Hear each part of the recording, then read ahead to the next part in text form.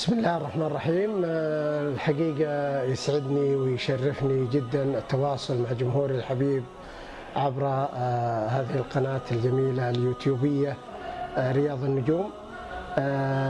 الحقيقة طبعا احنا نسجل اللقاء وهذا الحديث واحنا في البروفة ما قبل الأخيرة لمسرحية دراكولا. مسرحية دراكولا هذه مسرحية اجتماعية كوميدية بالدرجة الأولى، ولكن هناك اسقاطات على عدة مواضيع اجتماعية.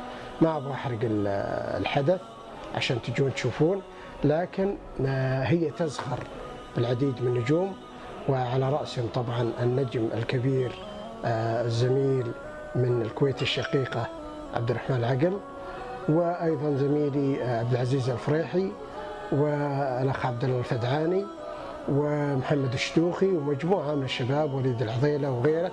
المسرحية فيها لوحات جميلة، فيها فلكلورات، فيها رقصات، يعني تجمع بين المعالجة وبين الاستعراضات الفلكلورية الجميلة.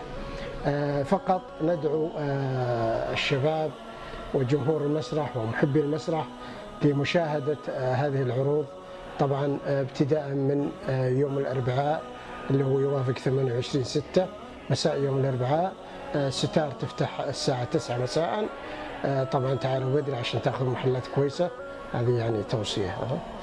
المهم عندنا عرض ثاني يوم الجمعة، عفوا الخميس والجمعة، يعني 3 عروض: الأربعاء، الخميس والجمعة، كلها طبعا مسائية. تفتح الستار الساعة 9 مساء. أنا متأكد، وهذه ميب يعني